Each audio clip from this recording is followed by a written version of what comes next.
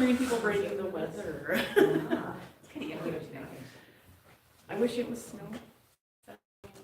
Is that okay? Okay. Presents? Okay. All right. I'm glad we have someone here to give us a note, because, yeah.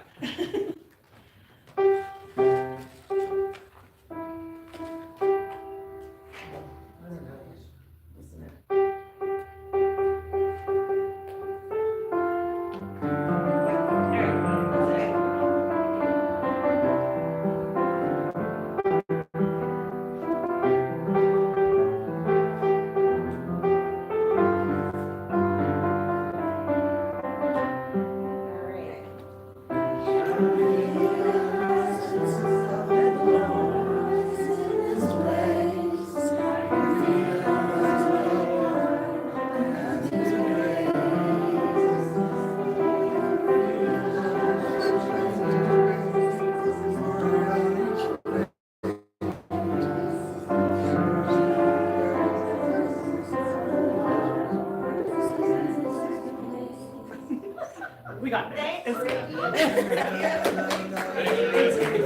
There's no music for that, so you gotta play what you remember what year. Well, then he nailed it. That's awesome. Yeah, Totally nailed it. all right. Our Sunday services are being live streamed. We're on YouTube now, so that's super cool. It means lots of people can see us and hear what we have to say. It's great. If you want to support Unity's ministry, we appreciate in-person love offerings here. You can also go to PayPal and donate there. And you can also go to our website at unityofbillings.org and donate there. We'll donate button. And looks like we have some cool things going on. We have yoga with Tony on Thursdays at 5:30 to 6:45. Yeah, I've heard good things. Haven't been able to make it myself, but I've heard very good things. So Tony herself is here. voila. Do you have any questions? There you go. Yeah, pick your brain. I love it. All right, and then on December 22nd, we have a winter solstice sound bath, which if you haven't been to one of those, it's an experience. It's amazing. Highly recommend. 11:30 a.m. on that one. And then our Christmas Eve service is at 4 p.m. on Christmas Eve, obviously. And then on New Year's Eve, Charlene is doing the Labyrinth, 4 to 7. Is that the right time now? Okay, cool. 4 to 7 on New Year's Eve, again, obviously. And then it looks like today we have Rev Orlinda Worthington. She's going to be joining us over Zoom because I guess she wasn't feeling very good yesterday, so it's just kind of her to be here at all. We appreciate that. On the 22nd, it's going to be Reverend Edie Weigel, the true meaning of Christmas. On the 24th, we'll have our Christmas Eve candle lighting. And on the 29th, we will do our burning bowl ceremony. Now we have the Unity song with David Friedman.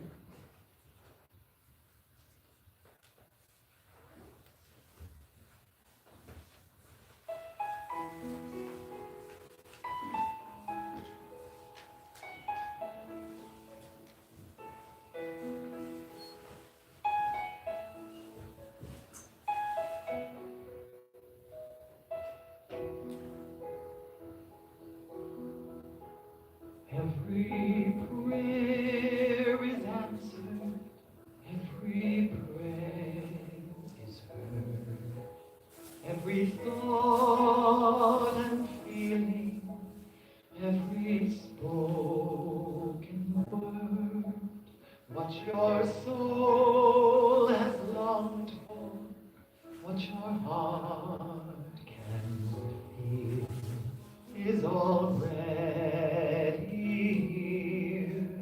is already real. There is no one out there, there is no one else. You hold all the answers deep inside yourself. There's a voice that whispers, there's no you, no me, there's just one, there's just unity. 1 hour, 1 presence, 1 light to lead the way. All loving, all knowing, that answers when you pray. When the world looks darkest and your eyes can't see, gather all your troubles, give them all to me. I am always with you. I will always be. I am one. I am unity. We are one. We are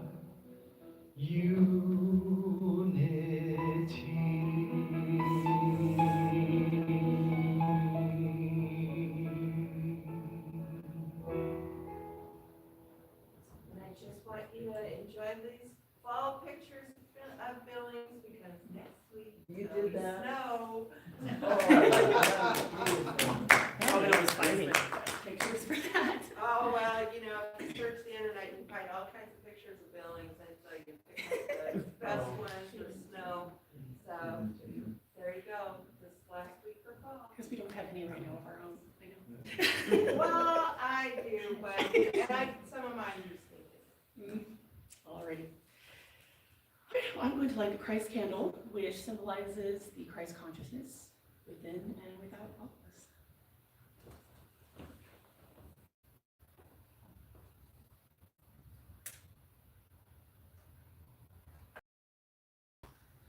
First try. It's a good day. Everything's pretty stubborn. Now we'll read the daily word, which is love, which is great. If you'll affirm with me. On my Advent journey, I abide in love. One of the most beloved verses of Scripture calls me to recognize love as the greatest of spiritual blessings. Today, I will take the words of the Apostle Paul to heart and abide in love everywhere I go. To the marketplace, I spread my warmth with kind interactions with clerks and fellow customers. At meetings, whether work-related or social, I offer words of cheer that greet everyone as a beloved child of God. I express my love in moments of unconditional appreciation to all people. The more I look for reasons to share my love, the more I will find. Especially, I choose the ones that fill my heart to overflowing. Today, I will abide in love. And now faith, hope, and love abide, these three, and the greatest of these is love. 1 Corinthians 13:13. And if you'll affirm with me one more time. On my Advent journey, I abide in love. Now we'll affirm our Unity Foundation principle. There is only one presence and one power in the universe and in my life, God, the good, omnipotent. And our lovely Unity of Billings affirmation from Charlene. Thank you. Through divine wisdom and grace, Unity of Billings is vibrant, healing, and inclusive. Now, time for our love offering. You'll affirm with me. Divine love flowing through me blesses and multiplies all that I am, all that I have, and all that I give, and all that I receive. And I am grateful. And I think we have some special music while that's going on. We do. All right. Yay. We're so lucky you're here to play for us. It's awesome. What page is it on here? 269. 269. 269. All right. Don't tell it all.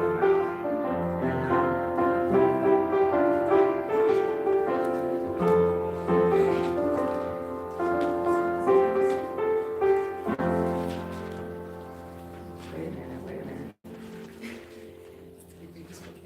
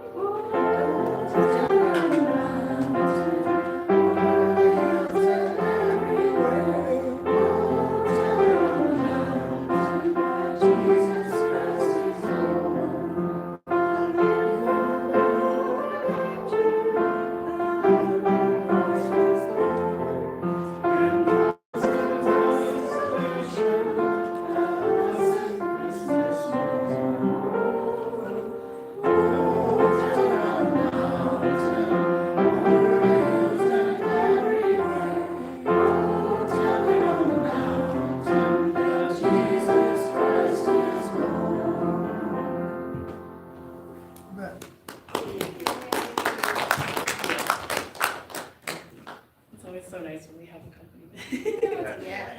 Love it. All right. We want to express appreciation for the love offerings we receive, and I just want everyone to hold that in their hearts and money that you physically, but the energy that you put towards it and the love behind it, and feel that going out into the world to do its work. See it in your mind how it affects this community here, the Unity, and our community at large in Billings, our state, our country, our world. It ripples out and it brings so much good into the world. We appreciate it. And now, joining us over Zoom, we have Rev Orlinda Worthington. I hope momentarily. Spiritual home for the holidays. It's a little different than someone walking up on stage. That's a joke on.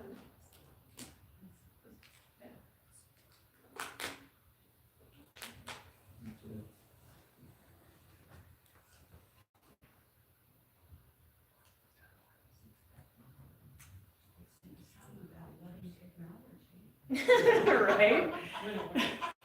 We have to ad lib. Your expression. Yeah, I know. Right?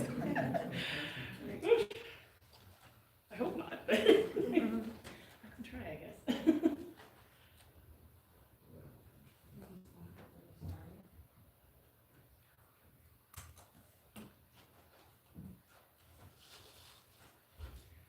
This kind of stuff is always fun. We do these in my classes online, and sometimes it's an adventure.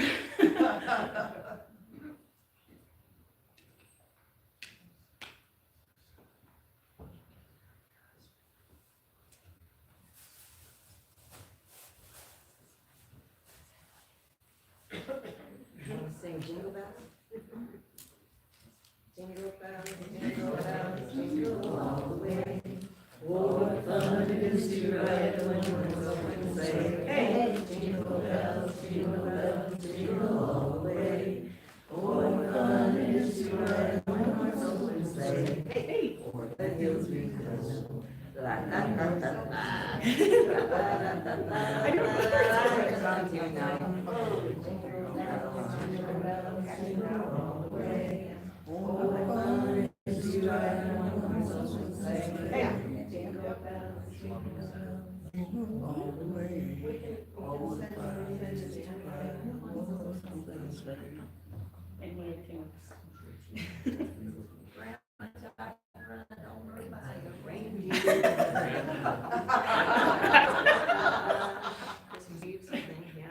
Yeah. Yeah, exit out and try and come back in and take that one.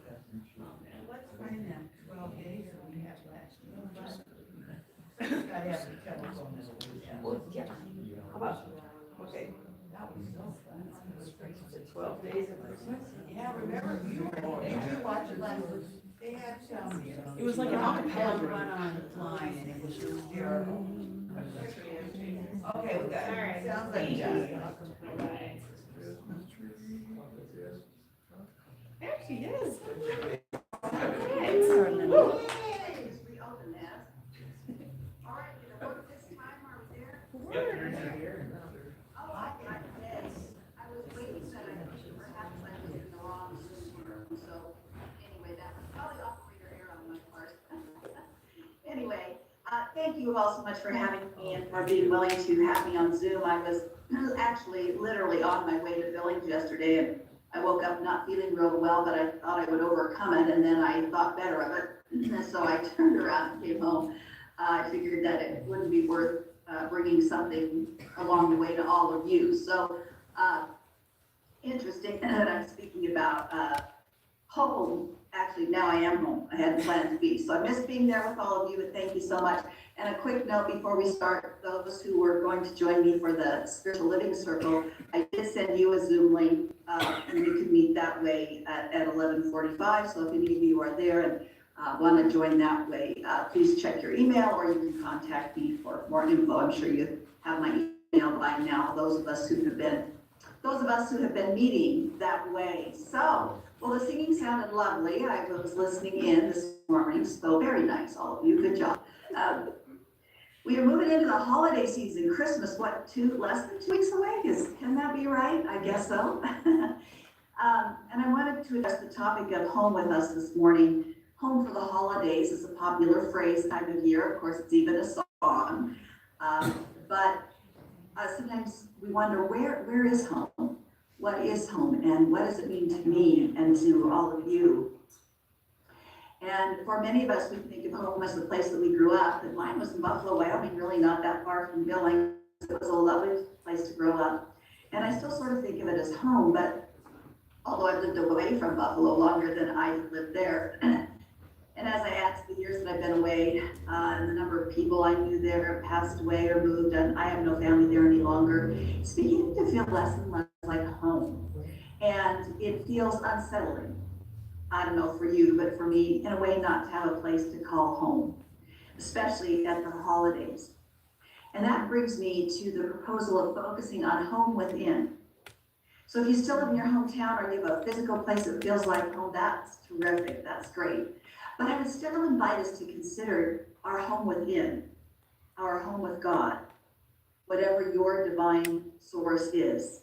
It is a home sweet home that is always available to us, no matter where we move or where our loved ones live. The poet and civil rights activist, I'm sure most of you have heard her, Maya Angelou, said, "The ache for home lives in all of us." The safe place where we can go where we can go and not be questioned. Now, for a lot of us, that sounds like home. For others, that sounds like the opposite of home. Because for many, home is not where the heart is. It's where the work is. It's wherever the conflict is. It's where the chaos lives. It's where judgment was installed. We may feel disconnected and unseen, and we're not able to be our true selves. And the holiday can exacerbate those old wounds at times.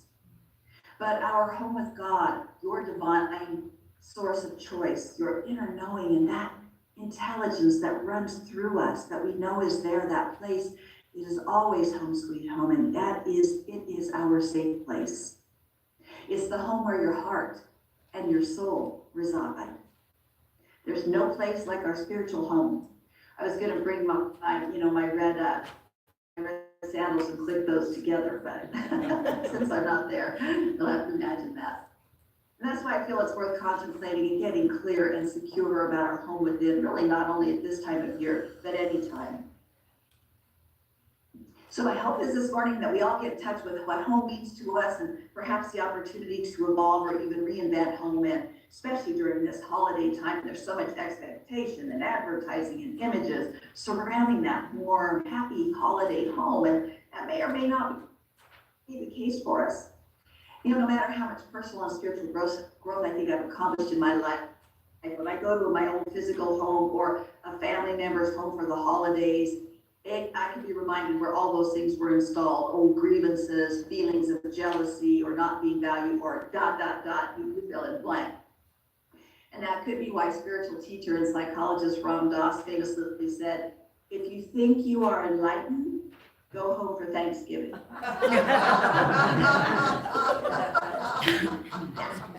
There can be challenges, right? And then maybe a Christmas coming up. So let's get to it. What are the principles that we can begin to use to change our experience anytime that we feel bored or uninspired or stuck? And how do we bring about that sense of home within, especially this time of year, as we approach the waves of energy for this time we call Christmas? Well, the first suggestion I have for you may sound counterintuitive, excuse me, but here it is. We can transcend our pain by including it in our celebration as a rite of passage that can help our healing journey. Now, sometimes we may try and bypass, "Oh, everything's fine."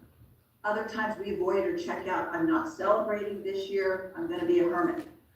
We go from one end to the other. And if we're experiencing sadness or loneliness for any reason, it really doesn't help to just say, "Oh, it's all good," and go on inside. On the other end, totally checking out for a little while might be okay, but not beneficial. So the idea is that what is in the middle can be very expansive. What's in the middle of our two extreme emotions can be very expansive. For an example, people that may have died this year in your life or near the holidays may be very hard. You may think, oh, I don't want to think about that, I don't want to think of them, but really, sharing old photos or doing some sort of ritual to remember them, whether it's journaling on a favorite time with them. You write letters to those who are living and express how much you appreciate them. And there's a lot we can do to incorporate some sort of ritual if someone's missing in our lives, to acknowledge and honor that grief. We don't bypass it, but we don't dwell on it. So we find a ritual or a way to bring into the holiday celebration that person. And I unpacked some ornaments this year that I hadn't seen in a long time, and I found little ornaments that had my name and my mom and my dad's name on it. I think it was something like at a church bazaar when I was a kid, we went to, and they were painting your name on the Christmas things, and out of all things I'd saved those, and part of me was like, I don't need to put those up. It's like, no, I'm gonna put those up. So be willing to find a way to incorporate any sadness or grief or that missing loved one gently, possibly into your celebration. That can be helpful if it feels right for you. Second thing I'm going to say is we want to be willing to expand our mind, right? Open our heart to new experience. When it comes to the holidays, we can get stuck in how it's always been, and we get stuck in the past, maybe wishing it was the same as it was in the last year or the years of our childhood. And if it is, that's great. But boy, for most of us probably, it's a little bit different. So we want to get beyond that stuckness to expand our mind and, not worry about creating the perfect decorations or dinner of the past, and we exhaust ourselves to make everything perfect. We want others to behave in a certain way too, don't we? Oh yeah, and what if they don't? Then that may just ruin our Christmas if they're, they didn't make my favorite dish, or they didn't behave in the way I wanted them to. There's that definition of insanity, is doing the same thing over and over, expecting different results. So if we are expecting the same results every time and every Christmas to be the same, that might be drive us a little bit crazy. I remember the first year that I was away from home, from my dad's house for Christmas, when I worked in broadcasting, and news was on every day, even the holidays. So my co-anchor and I, we had to rotate, and always someone had to be on. So I was on that Christmas day, and I kind of was thinking, wow, how's this gonna be? It's so weird to not be with family for Christmas. So I got up, took a lovely walk with my dog in the snow, and had some quiet time. And what I had decided to do ahead was I was going to invite the other people over that had to work that day. We have production people and behind the scenes people over for lunch at noon before we had to go in. But I want to make it something easy, so I did a Cajun boil. Can't see you, but if you're familiar with that, you put the potatoes and the shrimp and everything in one pot. So it's really easy. And it was very untraditional for me for Christmas. And I think some of the people that were there were like, oh, this is interesting. But you know what? It worked out to be great. It was easy. We all had a good time. And it felt weird going into it. But once I expanded my mind and wrapped around the idea of something new in my head, that really worked for me anyway. So if it's not exactly the same for you this year, think of a way, something new you can do. Maybe it's a tradition, maybe it's a one-time thing, but we want to expand our mind, and that goes for any time of the year that we feel stuck and we feel like we're missing or sad or angry because things aren't the same. We'll create something new. The founder of religious science, similar to Unity, said that nothing in life happens to us that can't happen through us. Nothing in life happens to us that can't happen through us. So for a better experience of the holiday or any time, it can only happen through us. So be willing to expand our mind and our heart and do something different and see what that leads to. Along with that, be willing to see things differently. Be willing to entertain a new possibility. Now, here's an example that I heard from Reverend Michelle Madrano at Mile High in Denver. She talked about this gentleman because he lives in Denver. His name is Ted Quiche, if I'm saying that correctly, and I'm probably not. He's a photographer. He's also legally blind.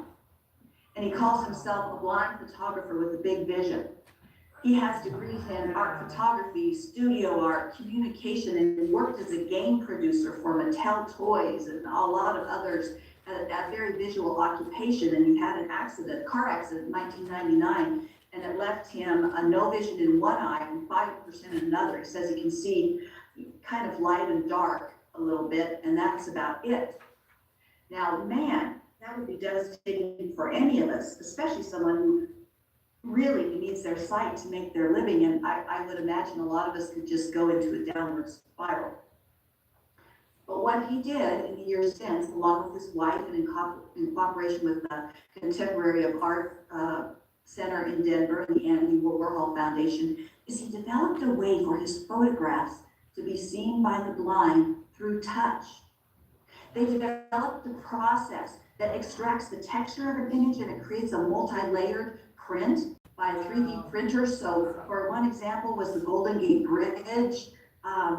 And he does these exhibits all around, and people who are blind, they have somewhere that a person there that kind of helps them feel the photograph. Now, some have lost their sight, they knew what it looked like before, so it helps, but some people never have. And there's a little QR code that people can click on, and it will also talk about it, give an audio idea. But the idea that they're feeling the photograph, they're feeling what this photographer has done. And Michelle, who has been one of the facilitators, hey, sorry, my little pups come in and decide they need to bark at something.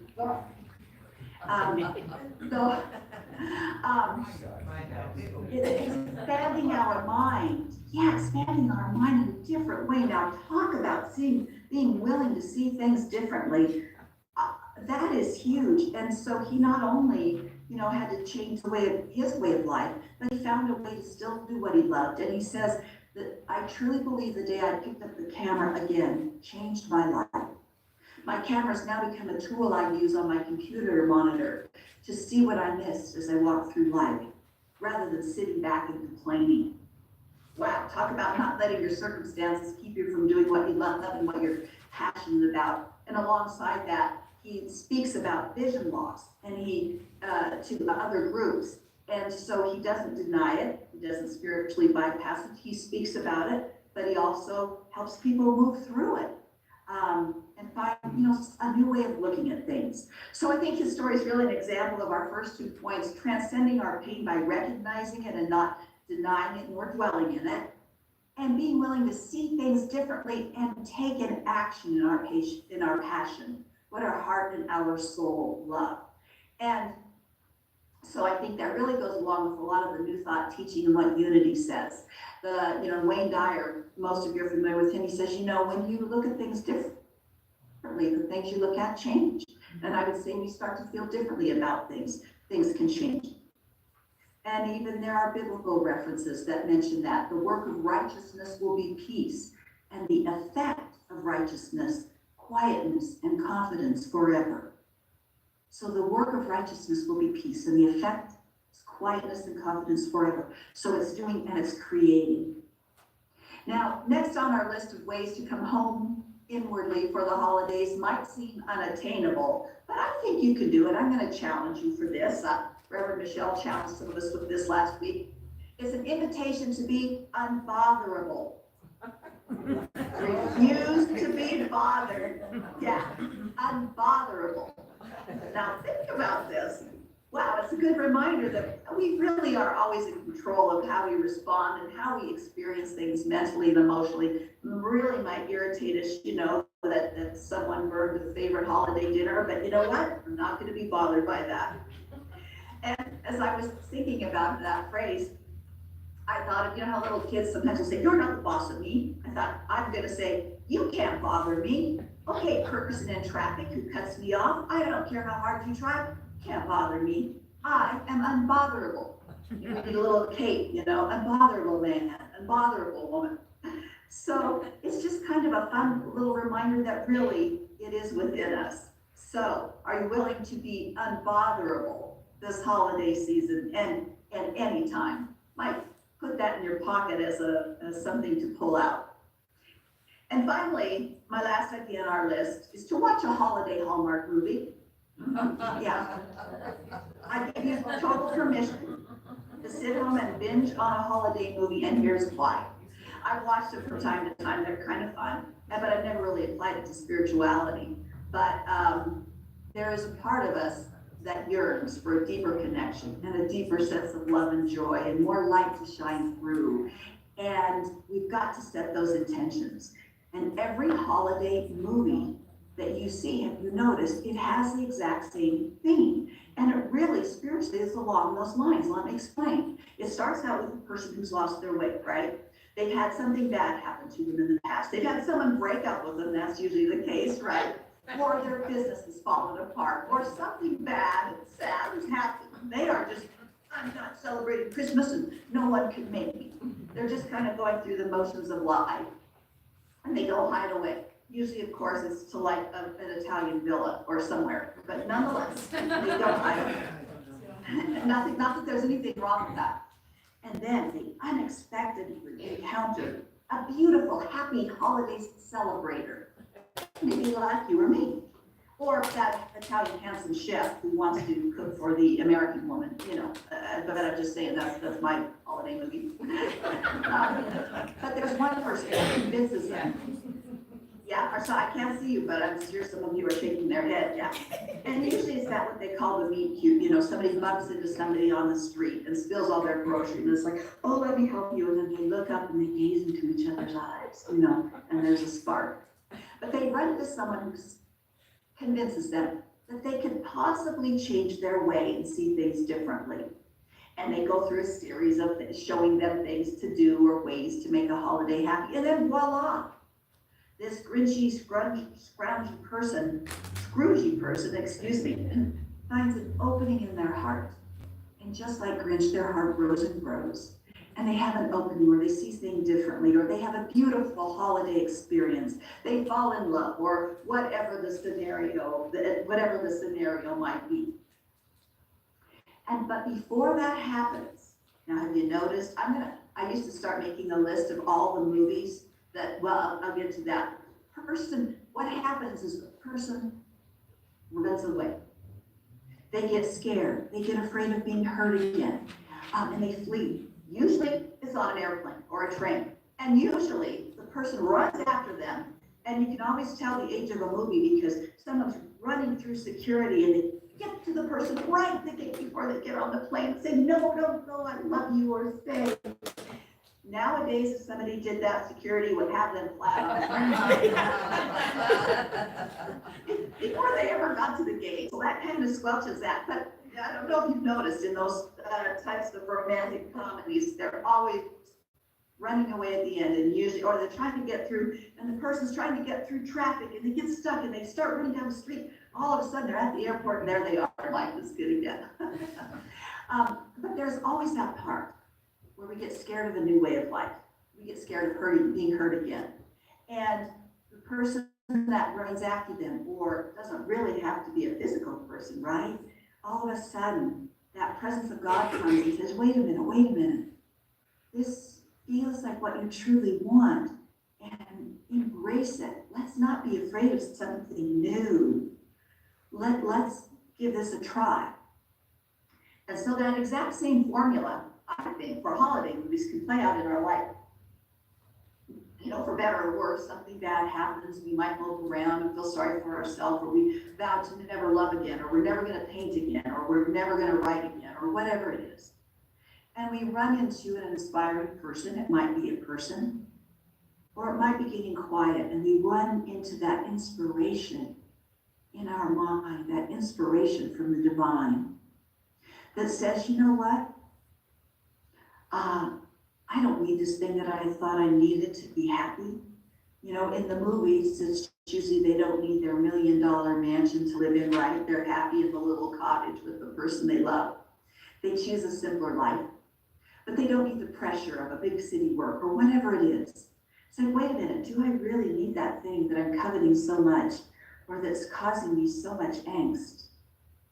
And we feel again our heart opens, but then we are about to flee because something scares us. And inside our soul is calling out, and that is when we tap into that higher guidance our sense of what feels like home, our God itself that's screaming out, says, no, this is what I really want. Don't go. This is what I want for you. I want the best, most loving, most joyful life. And get in touch with how it feels to be excited about life and to enjoy it. Pay attention before you get on that plane and flee. And that can be tempting. Familiarity is comforting sometimes, but not always what's best to us and for us. And sometimes from my own analysis, when we're boarding that airplane to go to our old home, it can symbolize the tendency to flee from change, the flee from seeing things differently, this feeling of being unwilling to experience things a little bit differently, a different Christmas, a different way of seeing. So next time you watch that Hallmark movie, check out that formula and see how it might play out in your own life. And it doesn't have to be a person. It can be an inspiring book. It can be Unity Church, music, travel, whatever it is that helps open your heart to new discoveries, even if it's scary. Don't board that plane back to home. I heard a saying and it said, what you have ordered, the life you have ordered has arrived. The life you have ordered has arrived. And I thought, perfect for this time of year, right? Because everyone's waiting for those Amazon packages to arrive and maybe they haven't. But guess what? The life you ordered has arrived. And you can always order something new or more or different. Or what you're loving, hey, I want another one just like this one because I'm having a great time. So I invite you this holiday season to think about what home means to you. And fill in this blank. Home is where whatever that is for you, might be the heart, the love, the laughter, the hike in the woods, wherever that is for you. What is home for you?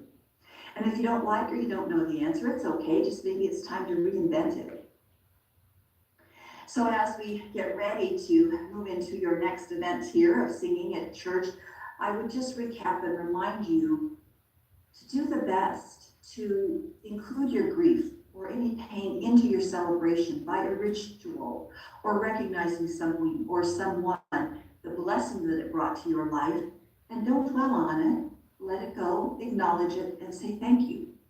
Expand our mind, our consciousness, because our quality of life depends on our quality of consciousness.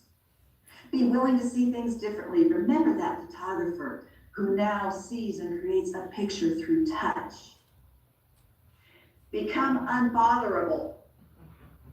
I'm unbotherable. Don't even try. Watch a Hallmark movie or a holiday movie with new eyes. Then create your own movie. You know, mine again might be that handsome Italian chef who wants to cook only for me, but it can be whatever it is for you. Whatever it is for you, when home is a sacred space, when your home becomes not a place, but a consciousness, it's then that life comes together. And then we start to flow and thrive and deepen our lives and enjoy the holidays with even greater awareness. Embracing home as a consciousness is up to each one of us. It's a gift we give to ourselves. It's a gift to our soul. So my Christmas wish for all of you is that home is where the acceptance is. Accepting ourselves and others as they are. I wish for you home is where the healing is.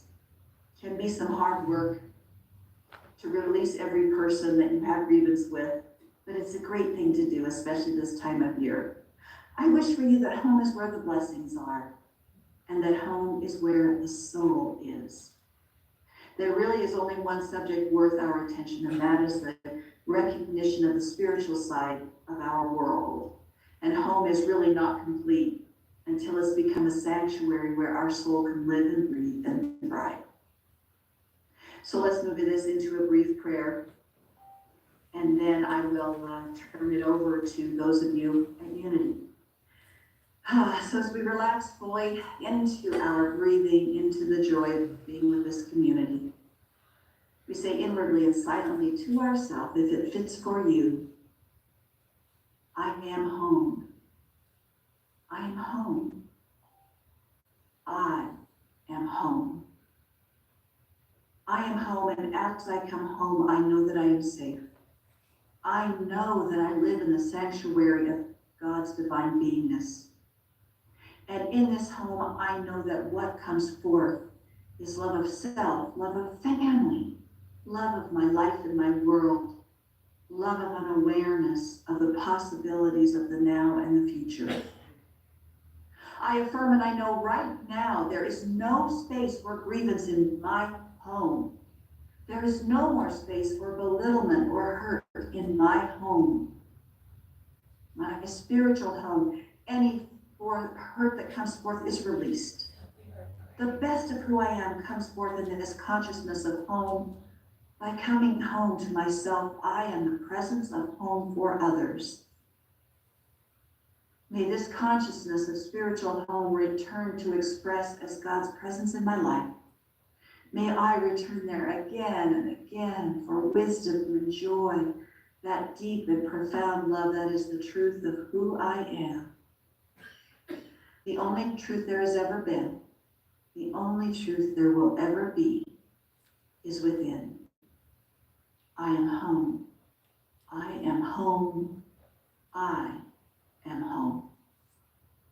And so it is. Amen.